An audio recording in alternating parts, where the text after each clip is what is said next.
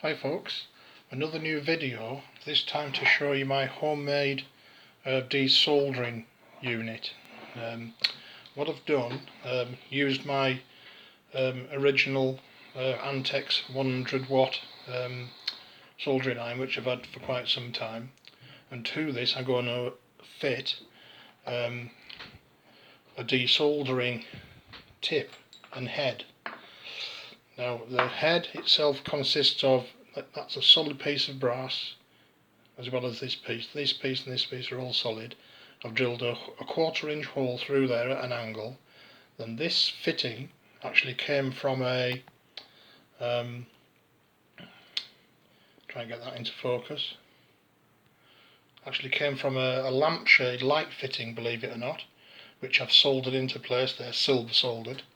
And then I've made this unit here, which is from a piece of standard brass 1mm wall tube, and then I've fitted the light fitting which mates to this on one side, silver soldered that onto the tube itself, cut away most of the tube itself to prevent heat from travelling up to this end.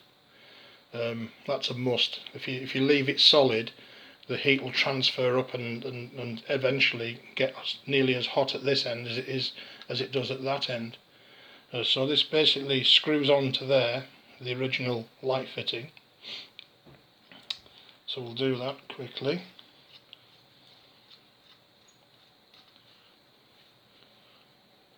And that's when that's tightened down, that's airtight because it's like a taper fit at this end.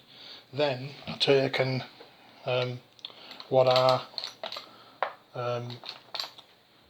sample bottles, specimen sample bottles. You can get these off eBay for about 50p to £1 a piece. And what I've done with that, I've got one here, and I've made a hole in that end with a Dremel very carefully, so that can fit into there where there's a seal. You can see the blue seal, which is made from this silicone rubber baking sheet, which is about the only thing which will stand up to the heat of the soldering iron itself, which it does quite well. So that actually sits into there like that. Now before that goes in, I've got this other little unit here which I've just made. I've got a spring that I had out of my bits box, and I've got a 1/4 inch brass K&S brass tube drilled, and it's an interference fit press through that brass washer. Another silicone rubber seal at that end. So you place the spring on, and then in this end I've drilled 2 holes and a clip which holds this piece in place. So we'll put that through quickly. So centralise that, and then what you do, obviously when it's cold, you pull back on there, fit in the glass tube, and then the hole fits into the back just like that. So that's the unit there, ready to fit onto the soldering iron. So we'll fit it onto the soldering iron and then connect it all up, and I'll show you the next stage. So we're back in 2 ticks. So with the unit fitted into the soldering iron where the original iron would have gone, we tighten up the screw underneath, and in this case I'll do it at the side because it's easier. I'll just give it a nip with a pair of pliers because I can't find my screwdriver. So that's that done. Then there's a rubber o-ring around there which retains this nylon tube. Now eventually this tube will soften, but I've got a neoprene rubber silicone tube coming in replacement of this, which will just fit onto the back like that, just for temporary. So that's basically the unit there set up. So what we'll do now is connect the other end of that to this vacuum pump, which I got off eBay for a few pounds, quite cheap, and it has a nice little foot on it. and then I've wired this in series to an old Singer saw machine foot pedal, and put a new wire in it there and shrunk wrap it all for nice and neatness and safety. I've took all the contents of this out and just left the beryllium bronze. In fact, I can show you that now quickly. I remove the retaining screw underneath, find the screwdriver, which is never where you want it when you want it, so I'll use these long nose pliers instead. There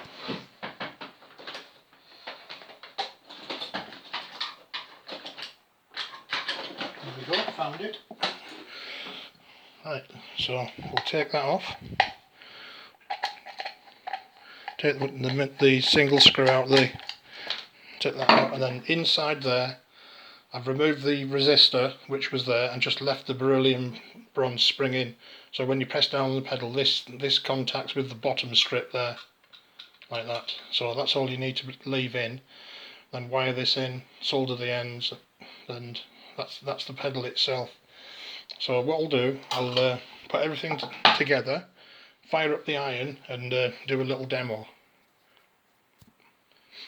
Just before I do the demo, I'll show you a couple of iron ends pieces that I've made for it. That one's got a slightly larger hole, and that one there's half the size, and they simply slide into the end there.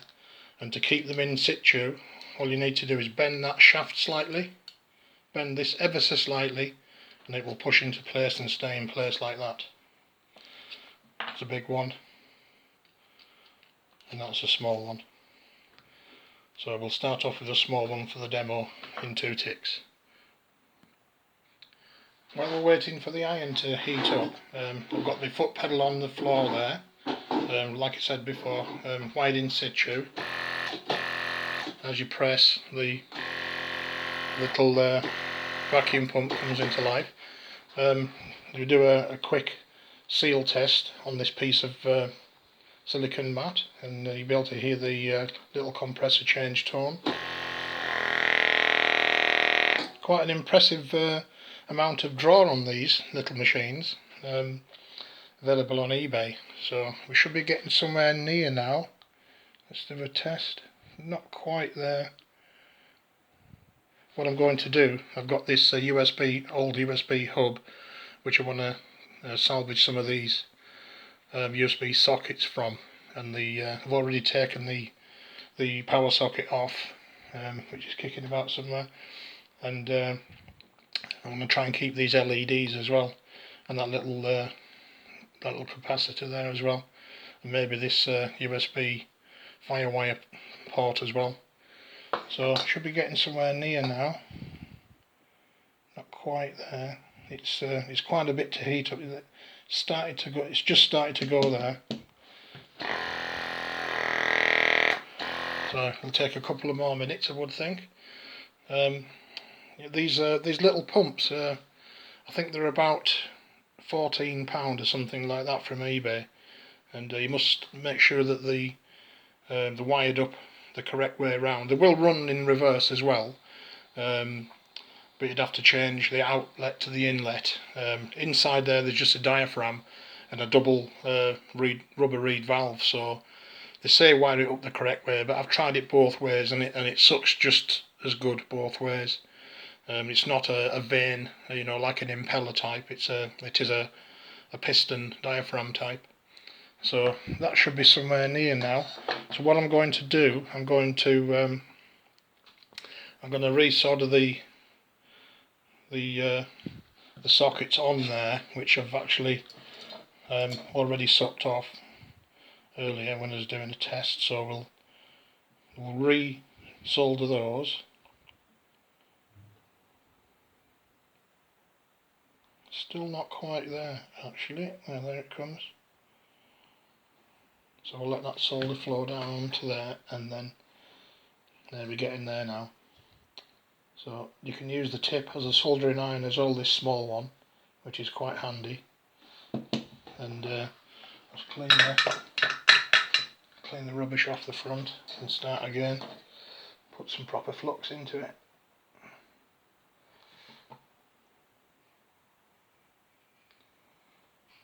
It takes longer than you think to warm up actually.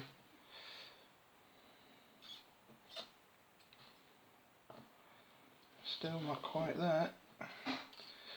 Taking longer than I thought. There we go.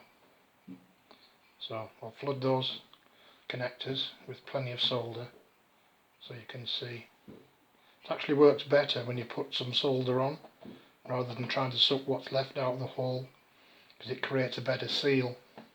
So there, that's soldered. So I'll try and hold this nearer the camera and you can see how she works. So we'll reheat that again, put it over the terminal. There we go. Let's let it heat up a while. And as you can see there, it's took all the solder out from around there. Because it's a metal body, they draw some of the heat away. That's what the problem is. So you've got to give it an extra few seconds for this to heat up before the solder will suck from the other side of the board.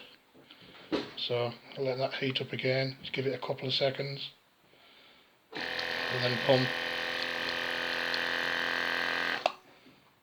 Yep, that's not bad.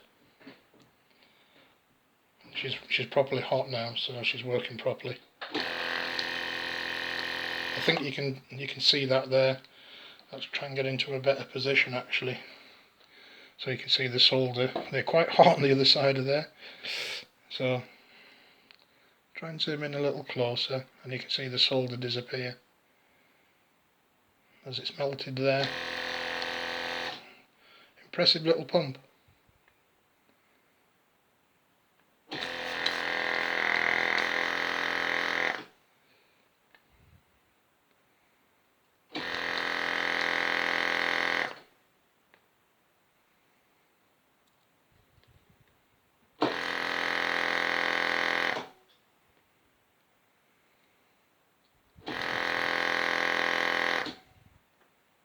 The last one.